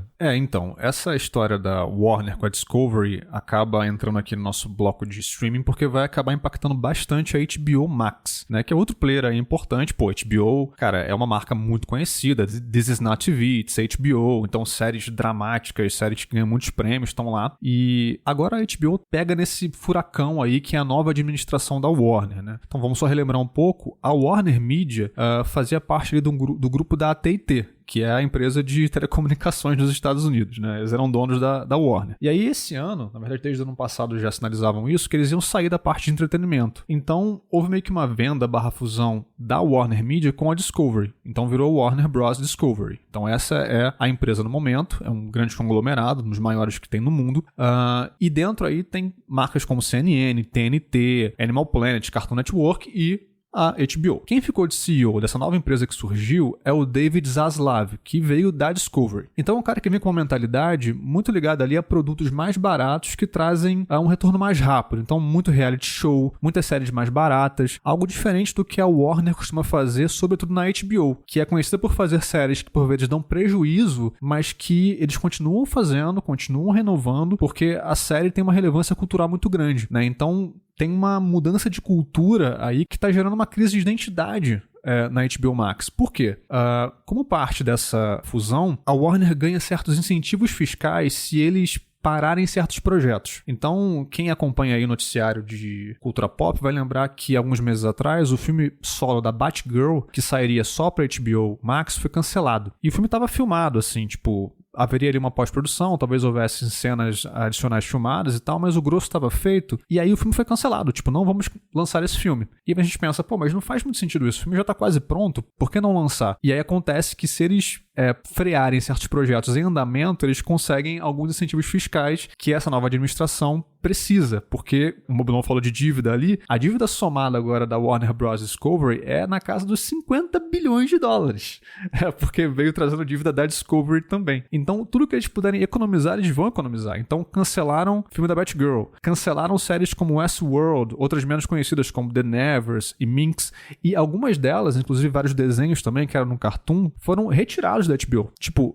eram coisas originais da empresa que não estão mais no streaming da empresa. Porque à medida que você tira essas produções de lá, você não precisa mais pagar os custos que elas acabam tendo ao longo do tempo, porque você paga roteirista, produtor, essas coisas todas, então você economiza também daí. Então a HBO Max está passando por esse período meio turbulento e a coisa deve ficar cada vez mais estranha porque no ano que vem a HBO Max vai se fundir com o streaming da Discovery. Então vai virar um Frankenstein de conteúdos tipo Sopranos, The Wire com Discovery Home and Health, sabe?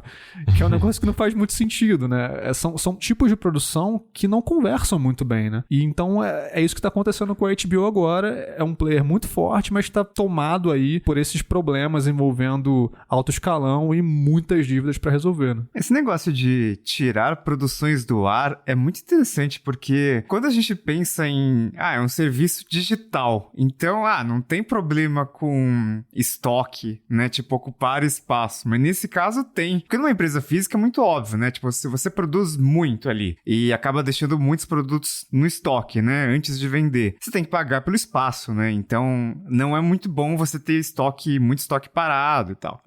Agora, num serviço de streaming, eu nunca pensei que, poxa, é verdade, né, é melhor tirar algumas séries pra não continuar gastando com aquelas séries, mesmo que elas já tenham sido produzidas. Tipo, o fato de uma empresa ter publicado uma produção ali não é o fim, porque tem esse pagamento de longo prazo depois, com base em audiência e tudo mais, né? E aí a gente pensa, né? Streaming era o lugar pra onde as séries iam pra se salvar. Lembra aquela época que as séries eram canceladas e algum streaming ia lá e salvava a série? Saca? Então, tipo, quando uma coisa dessa acontece na HBO, e eu acho que é isso que é o mais louco desse contexto todo, talvez eles possam, sei lá, negociar essa série com uma outra plataforma. Colocar ela numa plataforma tipo Freevee ou Tubi, que tem lá fora, que são streams gratuitos que rodam com anúncios. Ok. E aí eles conseguem até fazer algum dinheiro em cima disso. Mas enquanto isso não acontece, ou se isso não acontecer, essas séries simplesmente deixam de estar disponíveis no streaming para o qual elas foram concebidas, saca? Então é muito louco, é uma situação sem precedentes. O cancelamento do filme da Batgirl já foi algo que pegou muito mal, assim, é uma situação inédita em Hollywood até, tipo, produtores falando, cara, nunca vi disso, um filme sendo cancelado, assim, por motivos de incentivo fiscal, saca? Então é uma situação muito complicada, a situação da Warner agora, e para a HBO Max, isso representa uma dificuldade de definir qual vai ser a identidade dela. Eu acho que é principalmente isso que a gente vai ver no que vem quando essa fusão acontecer. Vai ser um streaming que vai ser radicalmente diferente da HBO que a gente tem agora e vai impactar diretamente na identidade que essa HBO que a gente conhece desde sempre cultiva para si. Então eu tô bem curioso para ver como que eles vão tentar posicionar esse novo streaming que vai aparecer aí.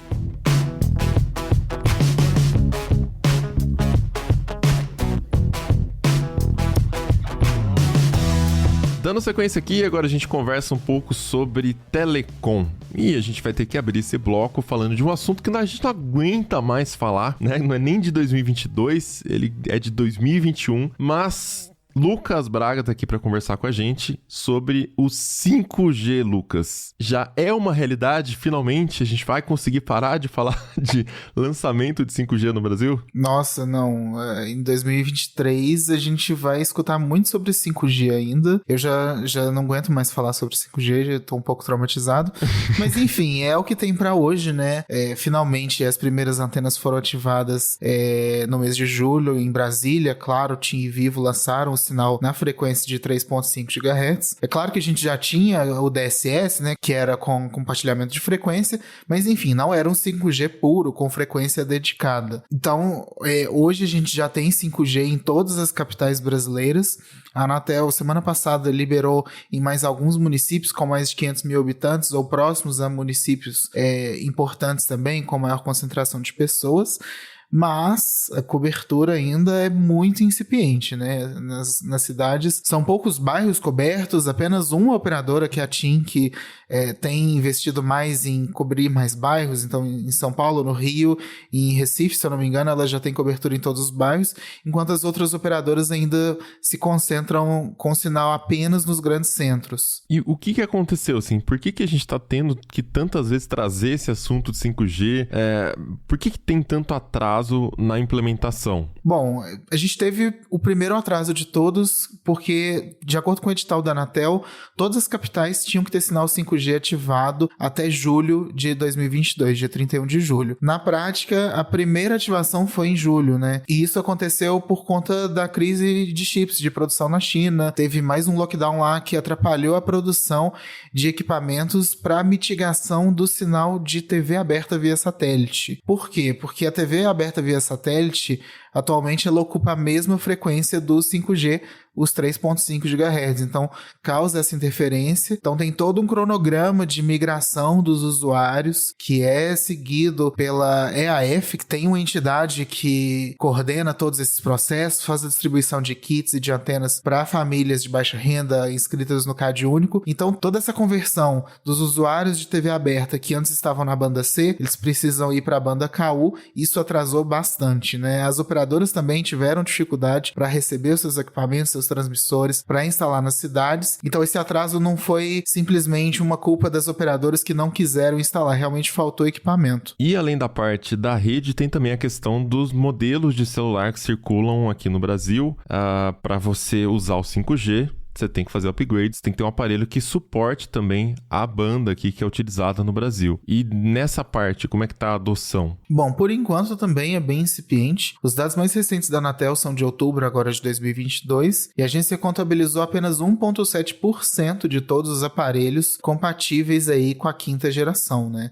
No mercado hoje em dia a gente já vê vários modelos com 5G, só que a adoção que realmente importa é o público, né, ter o aparelho compatível. Riga, conta pra gente como que foram os lançamentos desse ano, o que você acompanhou aí em relação a modelos com 5G, isso já é um padrão de mercado, ainda tem modelo que falta, já tem isso nos celulares de entrada? Eu senti que os lançamentos de celulares 5G estão seguindo mais ou menos o que aconteceu com 4G, né? Pra quem comprava celulares topo de linha, né, uns iPhones e Galaxy S da vida, já tinha 5G, né? Desde o iPhone 12 tem 5G, Galaxy S também já era normal ter 5G, né? Então, quem comprou celular nos últimos 2 anos premium, já, né, só a operadora ativar e beleza, vai funcionar, etc. Agora, esse ano, a gente já viu muitos aparelhos mais básicos chegando com 5G, né? Tanto é que ano passado a gente já tinha naquela faixa lá de intermediário premium, né, de R$2.000, R$1.600 começando a ter 5G, e agora você tem, sei lá, um Galaxy A13 tem versão 5G, né? Então, imagino que em 2023 deva ser algo bem comum, né? A gente ainda tá naquela fase em que, quando a gente cita um aparelho, por exemplo, o Galaxy S20 FE, a gente cita, o Galaxy S20 FE 5G, blá, blá, blá, né? Porque ainda existe uma versão 4G e porque existem muitos aparelhos 4G, mas 2023, não acho que vai ter tanta divisão, assim, vai ser meio que o padrão, né? Eu espero que para 2023 as operadoras melhorem muito a questão de cobertura, né? Porque hoje elas estão concentradas principalmente nos bairros com maior concentração de pessoas ou com maior concentração de poder aquisitivo. Se você afasta ali das regiões centrais das cidades, principalmente fora aí de São Paulo e do Rio, fica difícil de achar sinal 5G, você continua utilizando o 4G. De acordo com o cronograma da Anatel, as operadoras são obrigadas a manter pelo menos uma antena para cada 100 mil habitantes nas capitais, e aí a densidade vai aumentando com o passar dos anos, mas ainda assim é muito pouco, né? Não dá para realmente ter uma experiência satisfatória no 5G se ele atinge apenas alguns locais. Agora, uma novela que teve um fim aqui em 2022 foi a questão da recuperação judicial da Oi, né? O processo se arrastava desde 2016 e foi concluído agora nesse ano. Mas e aí, qual que é a nova cara da Oi, Lucas? O que ela precisou fazer para concluir esse processo? Nossa, a recuperação judicial da Oi, assim, eu quase nem lembro quando ela já não existia, porque ela acontece, já tem 6 anos, né? Ela começou com uma dívida aí de 65,9 bilhões, na época era a maior recuperação judicial do Brasil, depois ela foi ultrapassada aí pelo Odebrecht, mas cara, nem parece também, porque aconteceu tanta coisa na Oi, eles fizeram tantas reformulações, começando pela venda da unidade móvel, né? Eu acho que esse é o mais importante de tudo. A partir do momento em que eles fatiaram para Claro, TIM e Vivo, eles conseguiram ali já pagar a dívida do BNDES, dar um gás ali na companhia, mas principalmente porque a Oi agora ela tem um foco todo em fibra ótica. Ela também vendeu os seus cabos, né, para uma empresa neutra, que é a Vital. Ela formou a Vital em conjunto com o fundo do Banco BTG Pactual. E o negócio dela agora realmente é vender internet. Ela também vendeu a base de clientes de TV por assinatura para Sky, vendeu um monte de torre de data center. Para a Oi realmente, assim, foi um sucesso saiu dessa recuperação judicial, porque ela é uma operadora tão grande, tão importante para o Brasil inteiro, mesmo se você não é cliente da Oi, que uma eventual falência poderia gerar um grande colapso no sistema de comunicações. Porque invariavelmente em alguma coisa que você acessa vai passar ali na rede da Oi, né? Mesmo se você utilizar a banda larga de outra operadora, se você for cliente de outra operadora e tá numa cidade do interior, provavelmente ela usa ali a Oi como escoamento até chegar no data center. Legal você ter falado esse negócio da Vital, né? Que ela ficou com uma parte da estrutura que era da antiga Oi, e a gente gravou até o Tecnocast 240 falando sobre o modelo de redes neutras que estava começando a ser implementado no Brasil, como isso poderia beneficiar o mercado de uma forma geral, né? Porque você poderia ter mais players sem ter a necessidade de ter mais players que precisam ter infra, né? São só players virtuais. Como que isso tá evoluindo, né? Eu queria entender, assim, dá pra esperar realmente que em 2023 esse modelo deslanche? Bom, em 2022 ficou mais tangível pro consumidor final o que são as redes neutras, né? Ainda é muito incipiente, a gente realmente espera que em 2023 e 2024 isso avance, mas a gente já tem operadoras que funcionam sob redes neutras. No caso da Vital, Vital, por exemplo, a gente tem a Obvious, que é uma operadora que se diz digital, vende com um preço mais barato do que o Oi Fibra e utiliza a mesma rede. Ao mesmo tempo, a gente tem também a Sky, de TV por assinatura via satélite. A Sky já tinha, inclusive, um serviço de banda larga, só que era via 4G, ela tinha uma rede 4G em algumas cidades, só que a velocidade era muito baixa, né? E ela contratou a Fibrasil, que é uma rede que foi derivada da rede da Vivo Fibra, não em todos os locais da Vivo Fibra, somente em alguns locais. E a gente teve agora no final do ano uma grande surpresa também, que foi um acordo da TIM com a Vital de longo prazo para levar a banda larga TIM Live em locais onde a rede própria dela, que na verdade também é uma rede neutra, que é a iSystems, não chega. Então, temos pelo menos 3 operadoras grandes com redes neutras por trás, que é a Vivo com a Fibrasil, a Oi com a Vital e a TIM com a iSystems. Então, esse com certeza é um assunto que a gente vai ver muito ainda em 2023. A gente viu muita discussão nesse ano também sobre tarifação de uso de poste, e rede neutra é um grande aliado para que as operadoras economizem e não precisem pagar por ponto de fixação, porque todo mundo ali compartilha a mesma rede, né? Agora, com esse negócio de popularização de redes neutras, todo mundo vai usar a mesma internet? Se cair uma, cai todo mundo? Vamos ter grandes quedas no ano que vem? É complicado, né? Eu conversei com o pessoal da TIM agora em dezembro, conversando um pouco mais sobre esse acordo de longo prazo com a Vital. Eles me falaram que, a princípio, toda essa estrutura de conexão à internet, o backbone, tudo que eles contratarem a Vital vai ser fornecido pela Vital. Até mesmo o técnico que vai instalar é um técnico contratado pela Vital e não pela TIM, né? Eles explicaram que em locais onde tiverem maior concentração de clientes, aí eles podem entrar com um backbone próprio dentro da rede neutra, que aí você realmente vai ter uma conexão diferente de quem tem, por exemplo, um Oi Fibra. Só que acaba que nesse modelo inicial, a conexão do usuário da TIM Live vai ser a mesma do usuário da Oi Fibra, que vai ser a mesma do usuário da Obvious, e aí você vai contratar por quem for mais barato, né? Assim, difícil. Se a rede neutra cair, cai todo mundo. Por isso que é importante também ter opções e não confiar 100% em uma única rede neutra. A gente tem aí 3 grandes players no mercado, né? Vamos ver como é que vai ser aí a expansão delas para mais cidades aí a partir de 2023.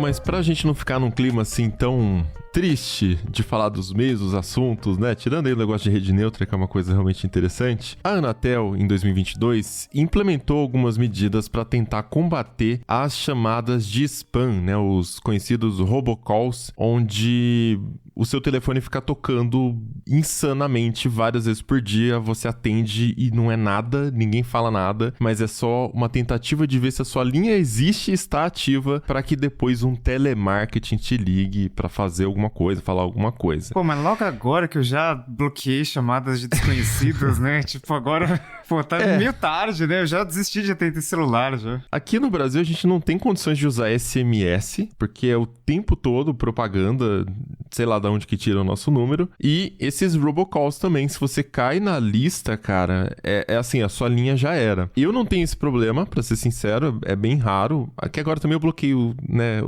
quem eu não tá na minha lista. Mas eu não tinha esse problema. Agora, no telefone da minha mãe, é o dia inteiro. Eu já coloquei o número dela lá naquele site da Anatel que você coloca pra não receber telemarketing. Não adiantou nada, né, Lucas? Até recomendação do Lucas, né? Coloca lá que bloqueia. Não adiantou, não sei o que aconteceu. Não, e não adiantou pra mim também não, né? Assim, a gente fala pra colocar porque eles falam que é pra gente colocar.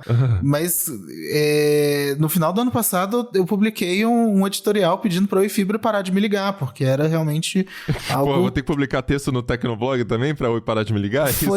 Não, mas era assim, eram 5, teve um dia que foram 7 de ligações no mesmo dia. Pararam de ligar? Agora pararam.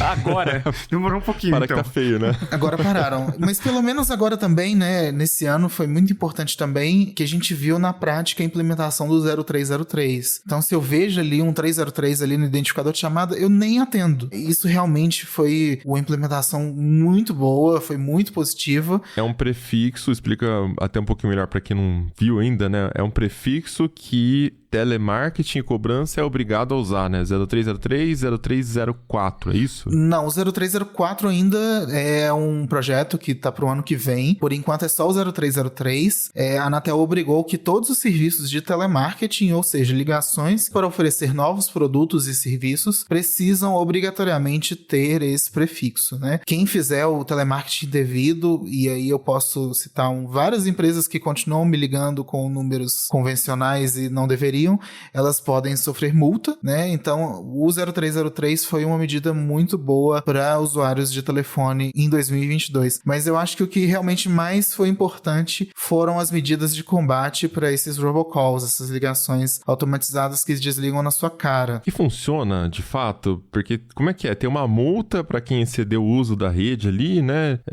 Tá dando efeito já? A questão é que a Anatel identificou que tinham algumas empresas que disparavam questão de milhões de ligações por dia, né? Então, Nossa. assim, era uma galera que basicamente ocupava metade do tráfego da rede de telefonia do Brasil inteiro. Então, o que a Anatel fez? Ela baixou uma medida cautelar, pediu para que as operadoras, todas as operadoras de telefonia, identificassem todas as empresas, todos os usuários, no caso, os contratantes, que faziam mais de 100 mil chamadas por dia, com duração inferior a 3 segundos, né? E aí, o que acontece? As operadoras identificaram, passaram isso pra Anatel, a Anatel falou assim, ó, ou você para, ou você vai ser multada e vai ter a sua linha suspensa. As multas podiam chegar até 50 milhões de reais, né? E isso baixou pra caramba. Baixou, mas ainda tem bastante, né? Então, assim, é uma medida que mitiga um pouco o problema, mas não resolve. A minha mãe, por exemplo, continua com o celular tocando o dia todo. Acho que reduziu um pouquinho, mas ainda tá tocando o dia inteiro. Sim. Em setembro, por exemplo, a Anatel revelou que as ligações de menos de 3 segundos caíram pela metade. E aí, o que aconteceu? Depois disso, ela autorizou que as operadoras cobrassem pelos 3 primeiros segundos de ligação, porque antes era gratuito. Você só era cobrado na chamada após o 3º segundo. Agora vai, hein? Aí sim, né? Para usuários finais, hoje em dia isso não faz a menor diferença, porque os planos são todos ilimitados, né? Mas para essas empresas, esses sistemas automatizados, cara, pronto, acabou. Se você fizer alguma chamada dessa, em grande volume, você vai ser tarifado. Então acabou aí, dificultou todo esse processo. Ainda existe muito spam telefônico e eu continuo recebendo vários. Eu chamei a atenção aqui da Oi Fibra, mas agora eu tenho que chamar a atenção da Sky, que não para de me ligar todos os dias. Eu já nem atendo mais o telefone quando eu vejo que é do DDD 61, mas eu vejo que foi um ponto muito positivo para as telecomunicações de 2022. Eu fico pensando se tem alguma saída, né? Porque spam é um problema que a gente vê na internet desde o início e nunca teve uma solução definitiva. O próprio Gmail mudou completamente a cena aí para os e-mails, mas ainda vira e mexe, passa algum e-mail ali, vai para a caixa de entrada também. Enfim, tem aqueles e-mails que estão na área cinza, né? Não é necessariamente um spam, mas é spam, né? Propaganda, coisa assim que acaba chegando também, eu marco tudo como spam. Mas eu já comecei a ver também bastante coisa no WhatsApp e já comecei até a me perguntar se é inevitável que o WhatsApp se transforme no que é o SMS no Brasil em alguns anos. O que vocês acham disso, assim? Pra mim já tá horrível já. Tá insuportável. E o pior é quando, às vezes, tem um número desconhecido que liga via WhatsApp. Porque daí não dá pra silenciar ligações desconhecidas do WhatsApp, né, ainda. Então, você tem pouquíssimo controle ali. É o mesmo problema do e-mail, né? O custo pra você mandar um spam ou fazer uma ligação ali é muito baixo, né? É quase zero. Então, facilita muito pra fazer spam. Então, talvez a gente passe a ignorar o WhatsApp e, se der certo, né? Passe a ignorar o WhatsApp e voltar a atender telefone, porque aí, né, se as operadoras cobrarem por essas ligações de robôs, de telemarketing, começar a doer mais no bolso, daí, em tese, a qualidade das chamadas telefônicas melhora, né?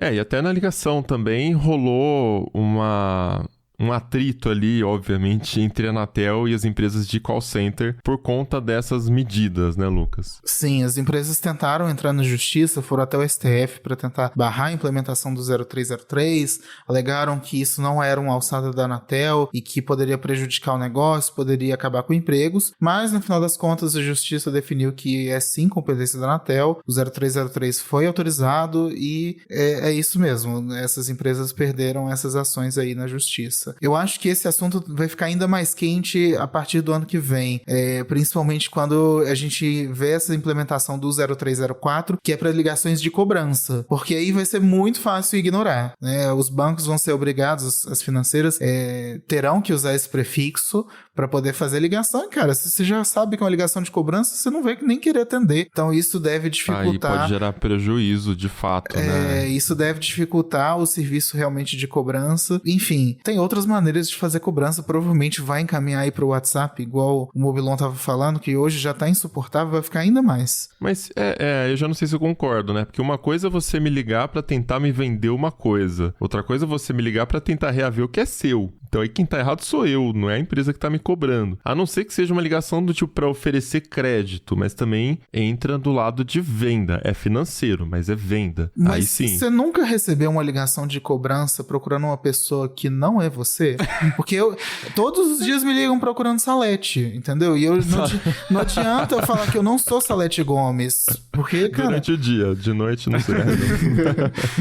Eu estaria mais do lado das empresas de cobrança se elas tivessem estado desautorizadas, porque é ridículo tanto de SMS, principalmente de cobrança, sei lá, de nomes aleatórios que eu nunca vi na vida, sabe? E isso eu não entendo, porque, tipo, o número sempre foi meu. Eu tenho o número há 15 anos. Aí eu recebi uma ligação, alguém que tem o número errado, né? Só tem essa possibilidade. Não é só o número errado, a pessoa simplesmente coloca qualquer coisa lá, ou então coloca de má fé mesmo.